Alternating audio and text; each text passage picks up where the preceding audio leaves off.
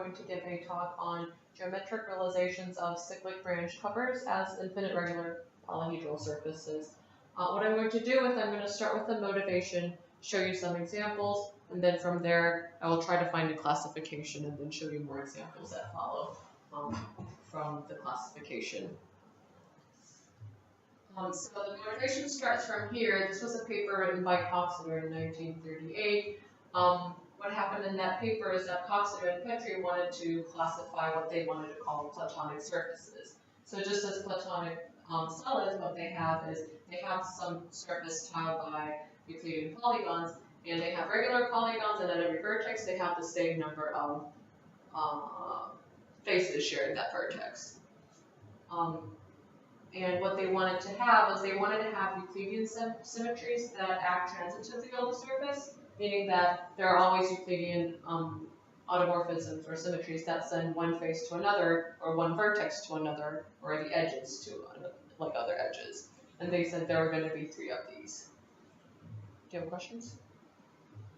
Okay. So they classified these. So these are infinite surfaces that span in 3-dimensional Euclidean space, and what we have over here is a little more than the actual piece that you need to span the entire space. This is a model of it. So is this explicitly a classification of infinite type? Say that again, sorry. Are they classifying specifically? Yes, to infinite surfaces. Okay. So these are infinite surfaces, and they look alike everywhere. They're triply periodic.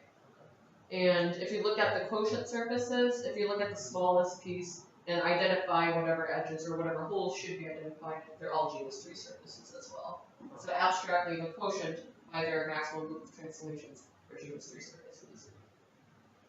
What I wanted to do was I wanted to see if there were more surfaces that didn't fall under this classification, but could be called regular enough. And what I did in my paper was, instead of gluing cubes together, as in the previous one, what we were doing was we were gluing a lot of cubes. Here I wanted to work with octahedron. Maybe I'll just briefly explain what these are actually called.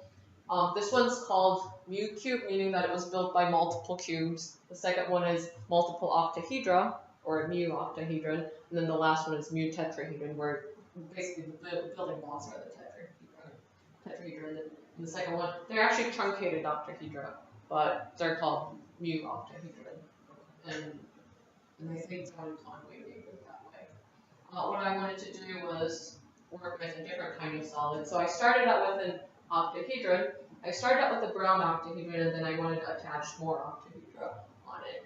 I could have added 8 of them. Actually, I'll show you a model where I have 8 of them, but it was a little crowded, and I got interested in the surface more. So what I have is a center octahedron that's denoted as brown in the slides, and then I take every other face and glue 4 green octahedra on the faces. And what I do is I prove that you can put an octahedron inside a cube, and then by cube tying the space, you can actually make this, you can span this and then fill space. I'll just show you a little more of a construction. So to every brown octahedron, we're attaching 4 green, and then to every green octahedron, we're attaching 2 brown octahedron on the opposite sides, on the opposite faces. And what I prove is that you can continue this. So it'll go on forever, and then it actually meets very nicely so that we don't have any self-intersections or anything like that. And the paper actually proved that this is possible. Again, you can see that this is periodic. You can see like some figures showing up over and over again. For instance, like these 2 star-like things are actually the same thing. So I take the fundamental piece that you need to span the entire surface, and what I want to do is I want to analyze that surface. And by the identification of the faces, you also get a genus 3 surface. So I thought that was pretty cool. It didn't make it to the previous classification because there is no Euclidean isometry that could preserve all the faces. So it didn't really act transitively on those objects as the previous classification actually did. So the fundamental piece, the smallest piece that we need to span the entire figure is, if we just look at the surface, not as octahedra, but as a triangle-related surface, what we need is 32 triangles. And I take that to a hyperbolic setting. One cool thing is that if you look at every vertex, we have the same number of triangles. no matter which vertex you pick. So using that feature,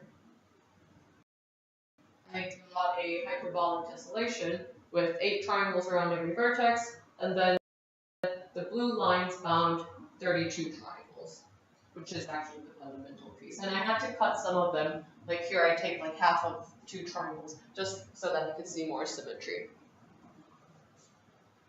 So from the polyhedral model, I bring it up to this setting, and then I want to see how the edges are identified so that I can actually, if I fold it, I can build a polyhedral surface. I get this identification where I denote like 1, 2, 3, 4 along the edges so that I know how they're identified. Is this also the fundamental domain of the genus tree surface? Is this so the previous surface? You said that like you can quotient out and get a genus tree surface. Mm-hmm. So I take the smallest piece so I quotient the infinite polyhedral surface up by the maximal group of translation, so I get the smallest piece, and that is projected here. So that's exactly the same. It's just a different description, and the identifications are the same as in the polyhedral surface. In here, if you look at how the edges are identified, let's say if I take 1 and 2, like 1 and 2 go here, but then if I take 3 and 4, you can see that there's an order 8 symmetry that moves everything around like that. So there is an order 8 rotation that fixes the center point over here, and that preserves all the edges and faces and vertices. Also, there are certain things that I call geodesics that are along the polyhedral surface, and those are preserved under the order 8 rotation here. So I quotient the surface out by the order 8 cyclic, the cyclic rotation, and what I get is a sphere. And so this turns out to be an 8-fold cover over a thrice punctured sphere where I have 3 branch points. And using the identification of the edges, I get some kind of code metric at those branch points. And then with the code metric, I can induce conformal structure. So these are the key things about the surface. It's a genus 3 surface. It's an 8-fold cyclic branch cover over a thrice punctured sphere. And then from the code metric, I induce conformal structure and get explicitly a basis of holomorphic 1 form. So then I can write down the equation using integer coefficients. So I think that's pretty cool too. Analyzing the forms, I know that this is going to be non-hyperelliptic. And Meeks in his 1990 paper, he proves that all genus 3 minimal surfaces are hyperelliptic. So this is just like saying it's not an approximation of any minimal surface at all, just because it's not hyperelliptic. So that was just one thing that I wanted to put in there. So that was my first example. Does that make sense? The second example was the one that I kind of mentioned earlier, where I have a center octahedron and then I attach 8 octahedra along their faces. So the brown octahedron really doesn't appear all over the surface, it's just the triangular faces of the green ones that show up on the surface. And I'm not going to span this up because it gets too crowded and you can't really see what's going on. But again, you can see that at any given vertex, we're going to have the same number of triangular faces around. So we have the same, more or less the same property as we did earlier. But again, you don't have the Euclidean isometries to send one face to any other face. Or to any, you can't find an isometry between like any 2 faces and have an isometry there. So it doesn't act the Euclidean isometry does not act transitively on the faces or vertices or edges. So again, this wasn't in the first classification. And again, just because I can, I take the hyperbolic description of this. And there were 12 triangular faces around every vertex. So that's what the valence U12 indicates. And then I'll draw these geodesics along the polyhedral surface and then move it over here. And they're actually all preserved under an order 12 rotation. So I quotient the surface out by that order 12 rotational symmetry. And what I get again is another sphere. This is a punctured sphere. So I get a genus 4 surface in that case. It's a 12-fold cover over a thrice punctured sphere. I can write it as a quadratic and also a cubic recursion that lies in the complete intersection of the 2 curves. And also, if I just rearrange the forms around, if I just find another basis of one forms. I can also write this as a threefold cover, not only a 12-fold cover. And the threefold covering over, now we're branched over 6 points, coincides with the order 3 Gauss map on a minimal surface.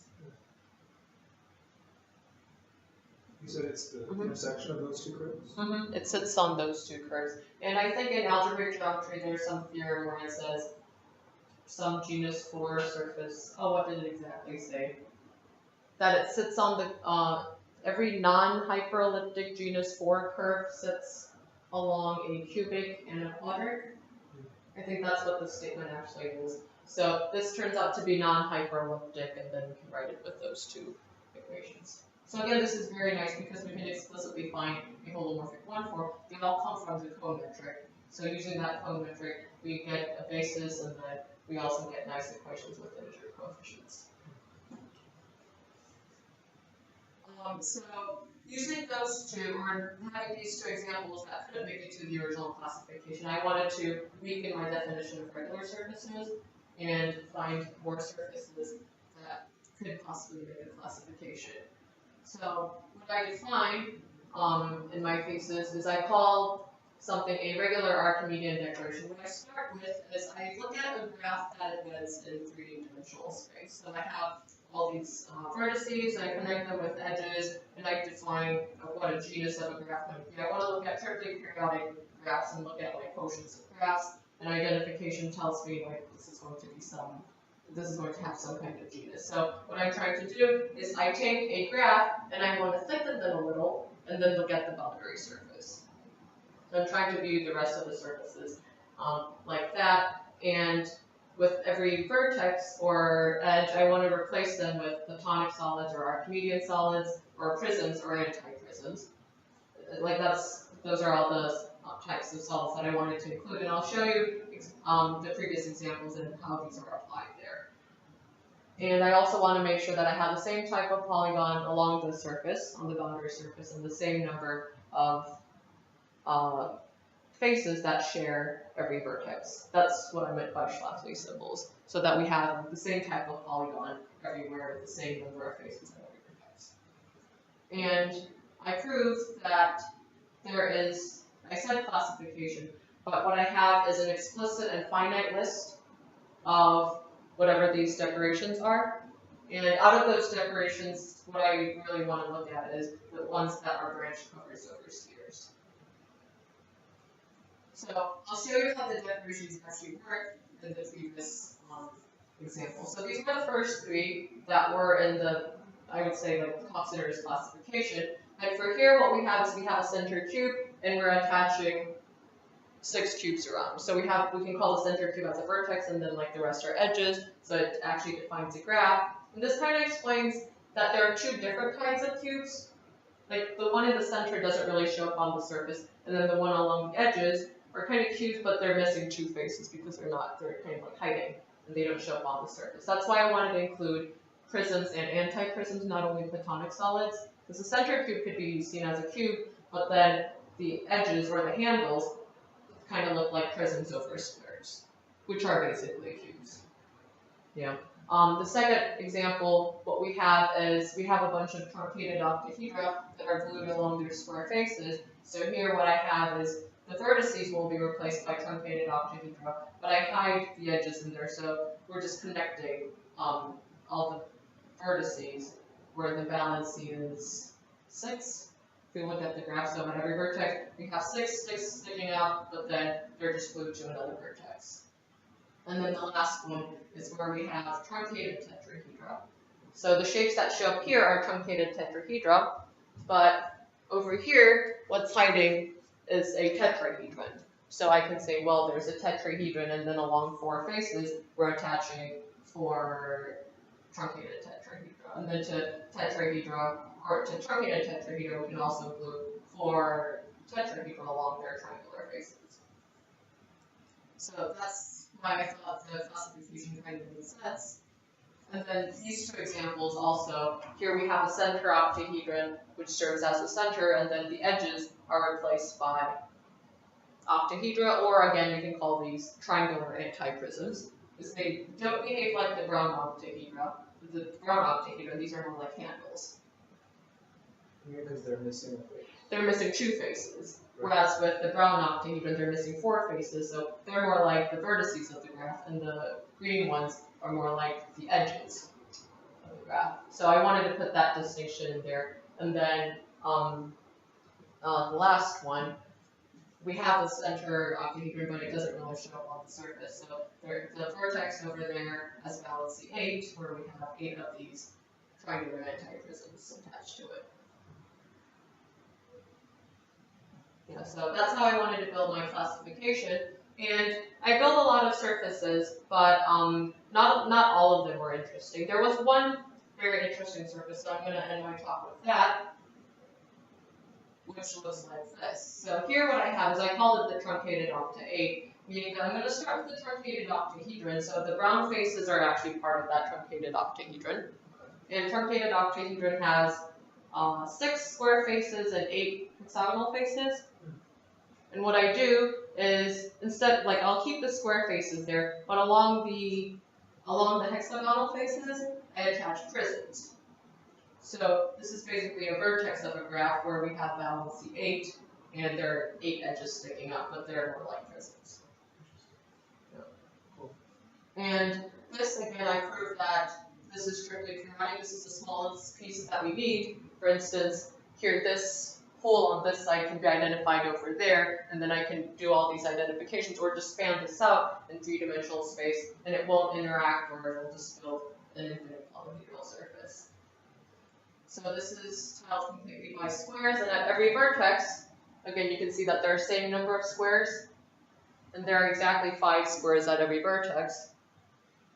And then also you can count the number of squares that are visible, or that show up in this fundamental piece, and then from there you can draw the hyperbolic tessellation with 5 squares around every vertex. And I think we need 20, it's either 20 or 30 squares to tile the surface. So I have all of those. Again, I cut some of them out into half so that I can see more symmetry to it. And again, an order 5 rotational symmetry around the vertex preserves all the geodesics, all the polyhedral geodesics on the surface. So quotienting out by that order 5 rotation, I also get a sphere. So using the cone metric, it tells me, it gives the algebraic description of the surface, or the basis of holomorphic one-forms, tell me that this is a description of the Briggs curve. And also, it also has the same conformal type as what's called the Kepler small stellated dodecahedron. So it's basically a solid that doesn't have Euler characteristic 2. So it's like if you count the number of faces, edges, and vertices, it tells you that it's a genus 4 surface. And what I have over here is a triply periodic polyhedral model of the surface. If I go back for a second, you can see that there are 8 handles, and they're identified by translation, so it's a genus 4 surface. So this was the other cool example that fell from the classification. And any questions on that? So what does the classification say? Exactly just the So I have 3 more surfaces, the 3 surfaces that I introduced in this talk, that didn't fall under Coxeter's classification, but I introduced these 3. And this completes the classification? These are the ones that are branch covers over spheres, but then there are more models that are more like branch covers over tori and things like that. So that actually, I'll mention in the last slide. Like, I think I know all about, like, branch covers over spheres, or cyclic branch covers over spheres, but I don't have much of an idea of those over tori. So I do want to find more examples so that they're branch covers over tori, or like find their geometric realizations. And I also restricted myself to genus 3 and 4. So I can actually find more of them to genus 5, or like I can just go on forever. Maybe if I go to the 3rd bullet first, I want to strengthen the classification theorem, because here I just have this, what I want to call the regular Archimedean decoration. There could be many more ways to actually build these kind of surfaces. And again, I want to expand this to genus 5 cases, because there are a lot of minimal surfaces out there. Like some of these surfaces have to do, or were related to, or were not related to minimal surfaces. And since people are interested in triply periodic minimal surfaces, I kind of want to dig into genus 5 cases as well, because there are a lot of interesting things there. In terms of minimal surfaces. Yeah. And then the second bullet says, okay, I want to address this question to hyperbolic space. And the reason is because I have some kind of triangulated surface. It's not triply periodic as the ones that I had earlier, but it has 7 triangles around every vertex, and it doesn't really look like any of the surfaces that I have over here, but it has some kind of piece that kind of tells me that if I put this on the hyperbolic setting, it looks something like the Klein's quartic. So I think it might be, like, it doesn't sit in Euclidean space for sure. I can't build a triply periodic model in Euclidean space, but perhaps we can do something in hyperbolic space or in some other setting. So I want to keep that in the back of my mind as well. So those are the future questions that I might want to ask. What did you say it had a relation to Klein's quartic? Oh, so the Klein's quartic is a 7-fold cover over a thrice punctured sphere. So just because it's a cyclic branch cover over a sphere, like I'm really interested in to see if I can realize it in space. The triangular model that I have is tiled by 56 triangles, and it has 7 triangles around every vertex. Oh, so similar to. Yes, and also like if I identify like the edges, if I like draw a model, if I have the tessellation and identify how the Klein's quartic is actually identified, then it kind of looks very similar to it. Like there's nothing that proves that it's not the Klein's quartic, but it doesn't really, like it's not a quotient of any triply periodic surface in Euclidean space. So that's just like a question that I have in the back of my mind. Any other questions or suggestions? No suggestions. Does it, do you look at their symmetry groups? I do look at their symmetry groups. So, for instance, I've done a lot of work on this one. And here I want to look at symmetries that preserve all these edges and, you know, faces and vertices. What I looked at was here I have an order 8 rotational symmetry about the vertex, but I can similarly have something that faces a face. If I take an order 3 rotation about the center of a triangle, there's also an order 3 rotation that fixes the hyperbolic tessellation, not actually on the surface, on the polyhedral surface. So the two generators, the order 3 one and the order 8 one, don't commute, and I could have just like built the surface up. It's like the order of the group will have 96 elements, and that's just because we have 32 triangles and then 3 edges for each triangle. So you can like send one edge to another by the order 3 rotation here, or like move that to other things by the order 8 rotation. So I know the size of the group and I can write it down, but I think that was kind of cool because for a genus 3 surface, you know, the automorphism group is bounded by 84 times 2, so 168. But if you reach 168, or like Klein's quartic actually achieves that bound, but this has 96, and I think 96 is also pretty big. Yeah. So yeah, so I do look at their automorphism groups, and I think they're pretty big. All these surfaces are. Makes sense. Yeah. Mm-hmm.